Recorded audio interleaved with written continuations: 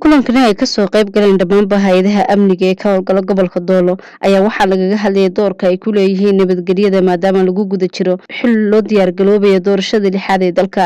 sida awgeedna looga baahan yahay hay'adaha amniga ee ka howlgala gobolka in la adkeeyo sugidda amniga iyo xasiloonida guud ahaan deegaanka gaar ahaan gobolka waxaana shirkan shir gudoominaya saraakiil ka socota komishanka booliska deegaanka oo ugu horeeya madaxa dambi ka hortagga booliska deegaanka gaashaanle sare Cabdirashiid Maxamed Colaad madaxa baadhista booliska deegaanka gaashaanle sare Cabdinaasir Maxamed Daahir iyo gaashaanle dhexe Weli Yuusuf Raage taliye ku-xigeenka brigade-ka saddexaad ee ciidanka xoogga gaarka ee ka howlgala gobolka Doolo waxa kale oo kulankani ka soo qayb galay qaybaha kala duwan ee hay'adaha amniga saraakiisha ciidanka xoogga gaarka ciidanka asluubta waxaana kulankani ugu horeyn ka hadlay madaxa dambi ka hortagga booliska deegaanka gaashaanle sare Cabdirashiid Maxamed Colaad waxaa la rabaa waajibaadka inaga ina saaran inaan gudano ciidanka qaybihiisa kala duwan iyaga oo aan ciidan kala duwan ahayn ee boolis uun ay yihiin shaqadeennii sidii aan ugu jiray si ka badan inaan u hayno dhinaca kale bulshada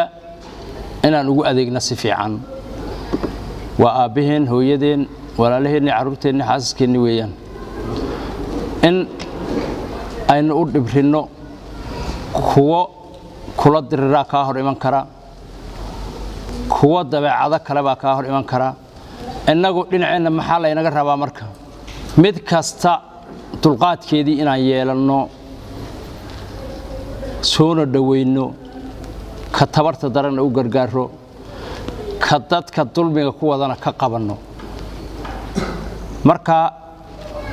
aan sidaa idin leeyahay bulshadu qaybta wanaagsan oo dhan in booliska way soo dhaweynaysaa bulshadana marka waxaan leeyahay boolisku habeen iyo maalin wuxuu u soo jeedo waa idinka marka in wixii wanaag aad ku taageertaan wixii xun aad kala talisaan waad ogtiin hadda gudiye madax bannaan baa jira oo la taliya booliska gudiyada madax bannaan iyo dadka kale shacabka wax garadkaaba wanaagana inay ku taageeraan wixii xun kala taliyaan gacmahana aan isqabsanno gabagabadiina hay'adaha ammaanka qaybahooda kala duwan ee kulankani ka soo qayb galay ayaa ballan qaaday inay ka shaqeynayaan sugidda amniga iyo xasiloonida iyo sidii doorashada lixaad ee dalku si habsami ugu qabsoomi lahayd innagu waxaan iskugu imaanay inaan magaranaysaa doorashadii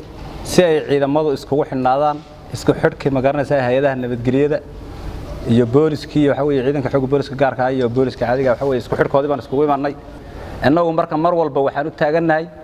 tay doorasho jirtay hadeen jirinba mar walba innagu waxaan u taaganahay nabadgelyada shacabkeennana inaan magaranaysaa gacan dabacsan aan kula dhaqanno cadawgana aan gacan bira ku qabanno marka cid walba oo innagu mar walba waxaan ka hortagaynaa amnigeena iyo nabadgelyadeena waxa weeye qalqalkeena haddana waan ka hortagnay xuduudkana uu noo xidhan yahay gaar ahaan markii gobolka Doolo iyo Qorraxay la fiiriyana nabadgelyadu waa waxa weeye sugan taana waxaan aaminsanahay anoo ku hadlayo ciidanka xoogga booliska gaarka ah waxa weeye labada gobol degan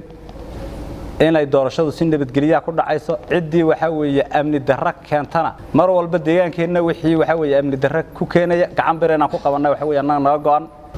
ciidanku si isku mid ah isagoo isku mid ah inuu u shaqeeyo oo wada jir ayaa loo baahan yahay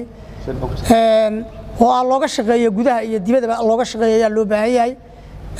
taana waxa weeye in aad iyo aad maganaysa aan u adkayno oo aan ugu diyaar garowno ayaa loo baahan yahay goobaha doorashada codbixinta inaan u diyaar garowno oo numa dhabna ciidankii ayay noqonaysaa inta ka horeysana inaan gudiyadii iyo nidaamyadii iyo goobihii macnaha waxa weeye aan ka sii shaqeyna ayaa la inooga baahan yahay